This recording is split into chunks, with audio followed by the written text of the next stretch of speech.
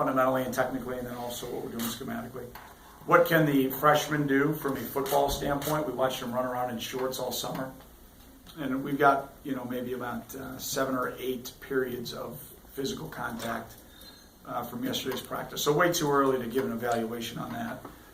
But see where they're at. And then number 3, really bring the team together with the new pieces. Some guys coming off injury from the spring, the freshmen, and where the leadership is going throughout the course of the summer, and bring everything together to not only get ourselves ready for the opener, but then for the entire season. Aside from the obvious of, I guess, big play potential, how might the athleticism really on both sides of the ball for you guys translate on game day? To be determined. Definitely to be determined. We've got competition across the board in the back 7. At the linebacking position and also in the secondary. We've got competition in the backfield at wide receiver, at superback. And so, I like that. I think it's going to make everybody better. I believe we're going to play more guys, more than we ever have from that competition standpoint. Well, we're not putting, hopefully, too many guys out there that are young too early. But there's so many roles that go along. I mean, that young secondary needs to get their nose bloody in the kicking game and learn from those things early in the season. And they're talented, but talent doesn't mean anything. You got to go out and execute and go out and play a physical style of football. And so that's one group, for example. So I mean, everybody, you come around, you watch guys run around in shorts, and the hype from recruiting. But let's see what happens kind of when we start playing, and that group in particular, and then across the board, linebacker-wise, those young guys I like the young skill guys. So we'll see where it goes. Pat, what would you say are some of the pros and cons? You've got 2 challenging schools right out of the gate. Mm-hmm. Some teams, some schools don't schedule the strongest opponents at the start of the season. What, in your opinion, are the pros and cons of doing that? Well, the pros, I think, just in general, for the way the schedule sets up for us this year, is being at home for a month. We're at home for 2 weeks. We get a bye, and then then another home game. So I think that's a huge advantage for us. We've typically gone on the road early, and we've played a lot of road openers. So to have the comfort of being at home, it should and hopefully will be an advantage. We're going to probably know a lot more about our team going into the bye week than most of our brothers here in the Big Ten from a standpoint of who we're playing. Some other teams in our league are playing some competitive non-league games in the first few weeks, but I think we're definitely going to know a little bit more. Those are the pros. The cons, you're playing 2 good football teams right away out the gate, and those are going to be challenging games. But again, I think I'll rely upon the positive. To have those at home, definitely I think are an advantage. But it also gives your guys, I think, a little bit more to work for in the opener. We definitely got their attention. We know who we're playing in the opener, and then right on the heels of that, we're playing one of the most successful football teams over the last few years. It's got a 15-game winning streak going on the road in true road games. So. It's going to be a challenge for us, but that's why you come play at Northwestern. That's why you play Big Ten football. You want to take on the challenge.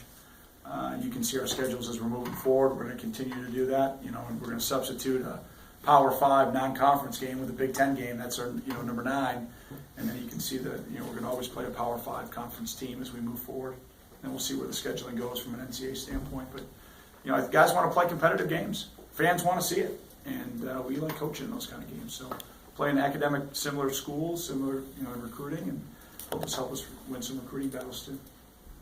Coach, you've talked a lot this offseason about your depth at running back, mm-hmm. and how do you think it's going to go pairing a main guy in Venrick with all that depth behind him? Well, you look at last year, what through B's injury, what we saw happen, and I was really, really pleased with the number of guys. I thought Trayvon Green stepped up. He wasn't healthy the whole year, especially kind of midway through and towards the end of the season, but I thought he really battled through and had a great start. Warren Long was poised and ready to kind of take the next step, and then got a hamstring right as his opportunity really presented itself when Stephen Buckley went down. And then I thought up until Buck's injury, I really thought he was coming into his own. So those 3 guys got kind of the lion's share of the experience that are coming back, and we'll ease Buck into things here early in camp, and he'll get going as things go along. So we expect those 3 guys, really to shoulder a pretty heavy load, complementing and being in competition with Venrick. I think Trayvon wants to be the starter. I don't think he's just going to say, hey, V, I'm glad you're back. Here you go. I don't anticipate that happening at all. And same thing with Warren. And then, after 2 days, I like Justin Jackson a lot. He's as advertised from high school, and same thing with Solomon Ball. I see a lot of similarities in Solomon with Venrick, except Solomon's 191, 192 pounds. think Venrick dreams of that. So, you know, I like that young group, and then, you know, we got a mixture of some other guys in there. Xavier Manyfield's coming in his own. Michael Pinico will have a role, hopefully, in the kicking game, and we'll see where that goes. So I like the depth in that group. Fitz, what kind of satisfaction do you get when you look back at Christian Jones when you found him? He was injured his senior year of high school and stood by him, and then you see the way that he's flourished and had success throughout the program. I don't know what kind of satisfaction do you get when you see the way he's progressed? Yeah, you know, Chris, it's similar to a lot of guys that we've had. I mean, you go back to Vince Brown. I mean, there's unfortunately, a lot of guys that we've offered a scholarship to, maybe in their junior year, taken their commitment, and then injuries have happened for Christian in particular in spring practice.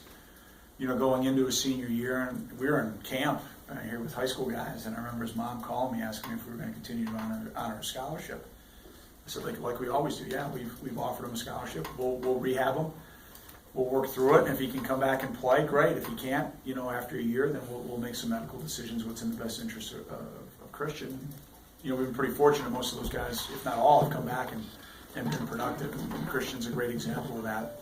So, I mean, that's just something that we're proud of, that we believe in. If we make an offer, we take a commitment, we're going to back it up, and even if injury becomes a part of it, we'll back it up and stick with it.